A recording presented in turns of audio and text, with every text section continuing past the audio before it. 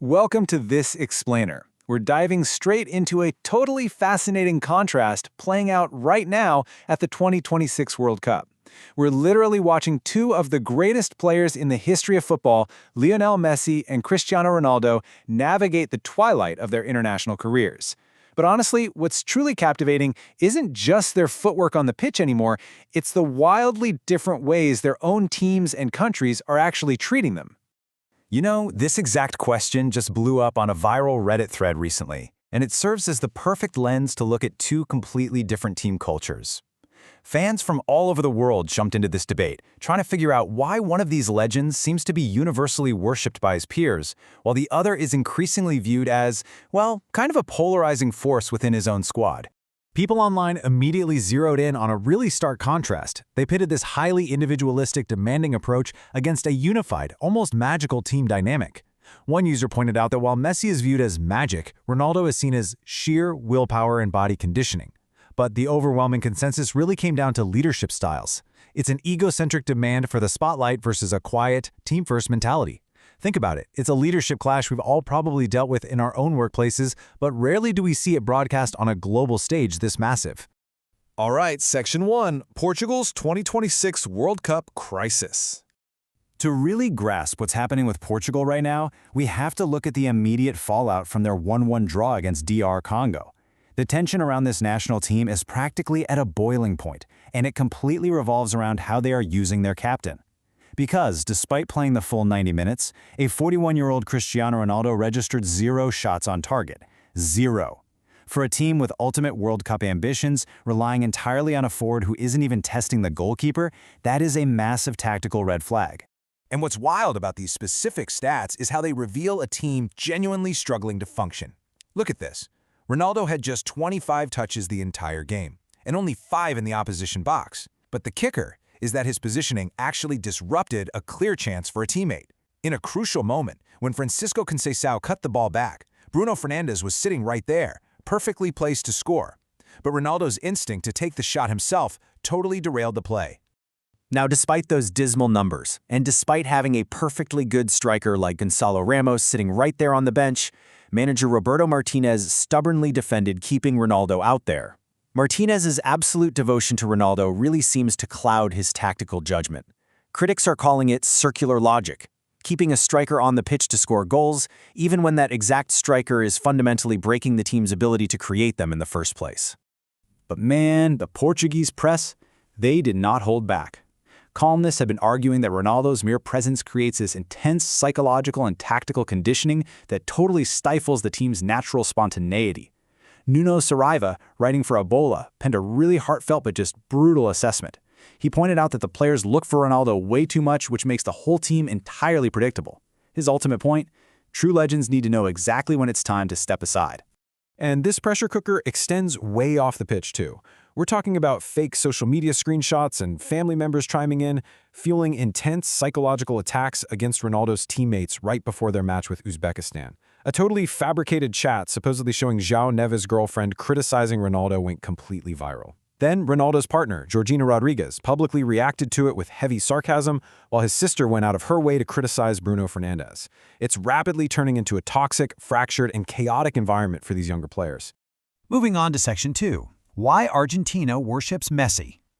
So flip the script and look at the other side of the world. The Argentine squad is operating in a totally different reality. While Portugal's camp is just soaked in tension, players like Rodrigo de Paul literally act as Messi's bodyguards on the pitch. But here's the thing.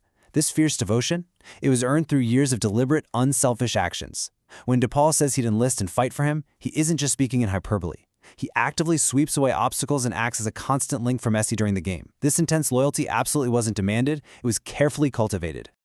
Just look at his track record over the years. Messi consistently uses his massive platform to share the spotlight and take care of the people around him. Back in 2016, when the Argentine Football Association couldn't pay its security staff, Messi just quietly paid them out of his own pocket. When Inter Miami won the Leagues Cup in 2023, he literally gave the captain's armband to former captain DeAndre Yedlin so he could lift the trophy. And in 2024, he made sure Di Maria and Otamendi shared the glory of lifting the Copa America. He consistently makes everyone around him feel genuinely valued. 30. Over his career, he has basically donated nearly 30 penalty kicks to teammates like Neymar, Suarez, and Lautaro Martinez just to help them build their confidence. In a sport where top strikers will literally fight their own teammates for the ball to pad their stats, Messi routinely just hands it over to guys who might be going through a bit of a goal drought. It's basically unheard of at this level of the game. And the impact of this is huge on the younger generation. Guys like Julian Alvarez and Enzo Fernandez grew up completely idolizing him. They had his posters on their childhood bedroom walls, so they watched him cry on TV after losing those heartbreaking final matches. Because of that, they made fixing his history of painful international losses their own deeply personal mission. Winning with him wasn't just about the trophy, it was entirely about fixing his story. He really operates as a silent commander, using his immense influence purely to protect his peers and foster an environment of total equality. I love this story. When Alexis McAllister was getting teased with a nickname he absolutely hated, Messi just stepped in, said one word, and the teasing stopped instantly. It's incredibly impressive. He doesn't go around demanding the room's attention, but he commands total respect because he treats his teammates exactly like equals. Which brings us to Section 3, the science of fandom. So, why do we fiercely divide ourselves between these two completely different styles of leadership? Well, a fascinating study of over 10,000 people by NTU Singapore actually dug into this. They found that choosing Messi or Ronaldo correlates heavily with your political ideology, your media diet, and your personality traits. Now, to be absolutely clear, we are not taking any sides here. We're just looking impartially at what the data says.